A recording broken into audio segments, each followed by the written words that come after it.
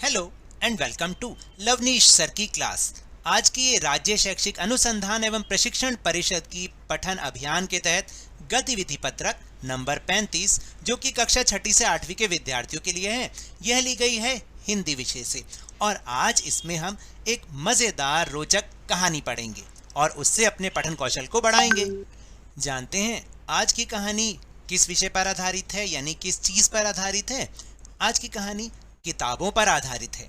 किताबें जो कि हमारी सच्ची मित्र होती हैं, कभी भी कहीं पर भी हमें ज्ञान देती हैं।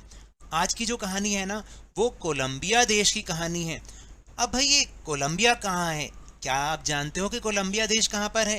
कोलंबिया देश दक्षिणी अमेरिका का एक देश है। याद रहेगा ना, उत्तरी अमेरिका और दक्षिणी अमेरिका। तो दक्षिणी अमेरिका महाद्वीप का एक देश है कोलंबिया। ये वहीं की कहानी है। अब कहानी तो उन्हीं की भाषा में है, लेकिन उसका अनुवाद हमारे यहाँ पर श्री अरविंद गुप्ता जी ने किया है। तो चलिए जल्दी से जानते हैं मजेदार और रोचक कहानी। कोलंबिया देश की कहानी। कोलंबिया के घने जंगलों में एक आदमी रहता था जिसे किताबों से बहुत प्यार था। उसका नाम था लुइस। क्या नाम था? लुइस। जैसे ही एक किताब खत्म होती तो वो झट से दूसरी पुस्तक घर ले आता। उसे इतना ज्यादा प्यार था पुस्तकों से।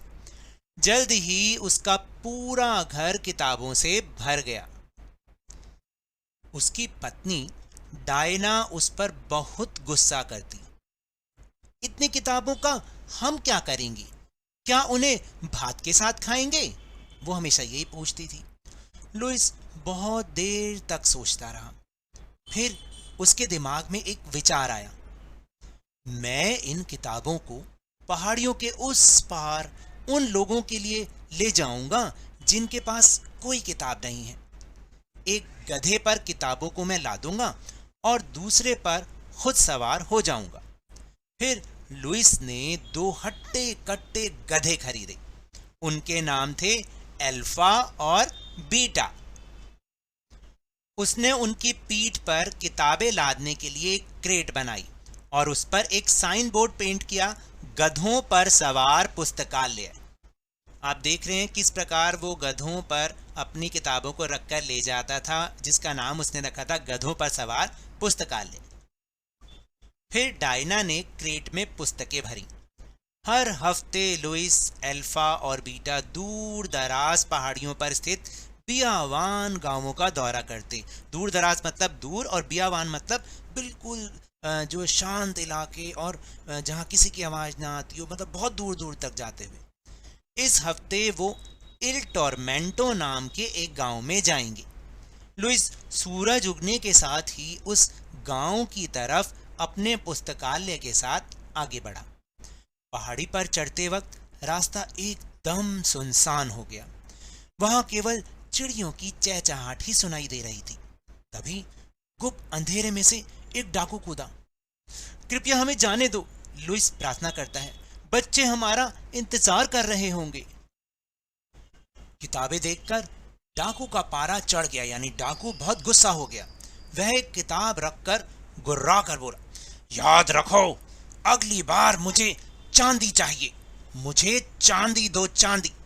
फिर चलता फिरता पुस्तकालय आगे बढ़ा, पहाड़ियों को पार करता हुआ, और फिर आखिर में लुइस को नीचे घर दिखाई दिया। इल टोरमेंटो के बच्चे लुइस से मिलने के लिए दौड़ पड़े। आज मैं तुम्हारे लिए एक अनोखा उपहार लेकर आया हूं, उसने कहा। किताबों के ढेर के पीछे से लुइस ने मुखौटों का एक बंडल निकाला। मुखौटे छोटे जानवरों के हैं। तुम अपने मुंह पर या अपने अपने मुखौटे पहनो और फिर मैं तुम्हें जानवरों की एक कहानी सुनाऊंगा। कहानी खत्म होने के बाद सभी बच्चों ने अपनी अपनी पसंद की एक किताब चुनी। लुइस से अलविदा कहते हुए बच्चे किताबों को अपने कलेजे से चिपकाए हुए थे। लुइस, अल्फा और बीटा पहाड़ियां लांघते हुए तथा तमाम जंगल और नाले को पार करते हुए घर वापस पहुंचते हैं। घर पहुंचकर लुइस ने अपने भूखे गधों को चारा दिया और डायना ने अपने भूखे पति को खाना। जल्दी सोने की बजाय लुइस ने एक किताब उठाई और उसे देर रात तक पढ़ने लगा। और कहीं दूर दराज एक पहाड़ी पर भी रात बहुत देर तक मोमबत्तियां और लालटेनें जलती हुई दिखाई देने लगी। इसका मतलब अब उन बच्चों में भी पढ़ने का एक जुनून पैदा हो गया था, एक आदत पैदा हो गई थी। वहां भी बच्चे देर रात तक पुस्तकालय से उधार ली पुस्तकें पढ़ रहे थे और डाकू भी किताब को सीने से चिपकाए औंधा पड़ा था। तो आपने देखा, इस कहानी के जरिए हमें ये पता चलता है कि किस तरह से अगर हम आदत डालें तो किताबों से हमें इतना ज्ञान मिलता है, उससे हमें इतना सीखने को मिलता है और वो हमारी सच्ची मित्र। इसलिए आप कहीं पर भी उससे कोई भी ज्ञान प्राप्त कर सकते हैं। आप जानते हैं इसके लेखक कौन है? जेनेट विंटर, और इसका अनुवाद हिंदी में किया है अरविंद गुप्ता जी ने। चलिए अब हम अपनी गतिविधियां करते हैं, यानी कि कुछ प्रश्न करने का प्रयास करते हैं। तो पहला प्रश्न है कि इस कहानी का कौन सा पात्र आपको सबसे अच्छा लगा और क्यों? उसकी किन्हीं 5 विशेषताओं के बारे में लिखिए। तो देखिए, मैंने जैसे लिखा है कि मुझे तो इस कहानी में लुइस सबसे अच्छा लगा और उसकी 5 विशेषताएं निम्नलिखित हैं। जैसे कि लुइस को किताबों से बहुत प्यार था। दूसरी विशेषता, जैसे ही एक किताब खत्म हो जाती वह झट से दूसरी पुस्तक घर ले आता। तीसरी विशेषता, वह किताबें बांटकर दूसरों की सेवा करना चाहता था। चौथी विशेषता, वह आलसी बिल्कुल नहीं था, इसलिए किताबें बांटने के लिए वह दूर दराज के गांवों का दौरा किया करता था। और पांचवी विशेषता है कि वह किताबें बांटकर दूसरों में भी किताबों को पढ़ने की आदत डालना चाहता था। ऐसा ही था ना? तो ये तो था पहला प्रश्न। अब देखते हैं दूसरा प्रश्न। दूसरा प्रश्न है कि आप अपने मित्र को कहानी की कौन सी पुस्तक पढ़ने की सलाह देंगे?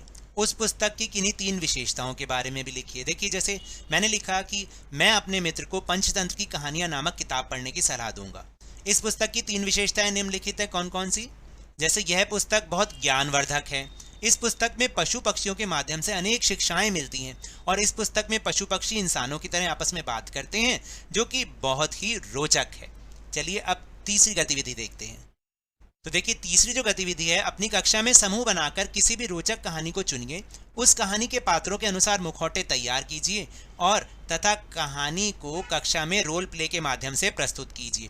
तो देखिए, चाहें तो आप इसी कहानी को ले लीजिए और इसके हिसाब से मुखौटे तैयार कर लीजिए और इसको फिर कक्षा में रोल प्ले के माध्यम से प्रस्तुत कीजिए, या कोई भी कहानी। तो इसमें कोई आपको उत्तर नहीं लिखना, बल्कि यह आपको करके दिखाना है अपनी कक्षा में, अपने शिक्षक के सामने, अपने मैम या सर के सामने, जो कि उनका मार्गदर्शन भी आपके साथ रहेगा। तो इसमें हमें कुछ नहीं लिखना, हमें केवल 2 ही प्रश्न करने और हिंदी की नोटबुक में करने हैं। तो ये तो थी आज की वर्कशीट। अगर मेरे इस तरह समझाने से अब आपको समझ में आने लगा है ना, तो इस चैनल और वीडियो को लाइक कीजिए, शेयर कीजिए, बहुत ज़्यादा शेयर कीजिए, और अगर आप नए हैं तो जल्दी से सब्सक्राइब कर लीजिए। हाँ, टेलीग्राम ऐप पर हमारा चैनल लवनीश सर की क्लास, उसको ज्वाइन करना ना भूलिएगा, जिसको ज्वाइन करने का लिंक आपको इसी वीडियो के डिस्क्रिप्शन बॉक्स में मिल जाएगा। लेकिन ये भी याद रखिएगा, घर से बाहर निकलते समय मास्क अभी भी लगाना है, और जब भी आपकी बारी आए कोरोना का टीकाकरण जरूर करवाएं, क्योंकि कोरोना को हराना है और जिंदगी को एक बार फिर से सुहाना बनाना है। इसी उम्मीद के साथ बहुत बहुत धन्यवाद।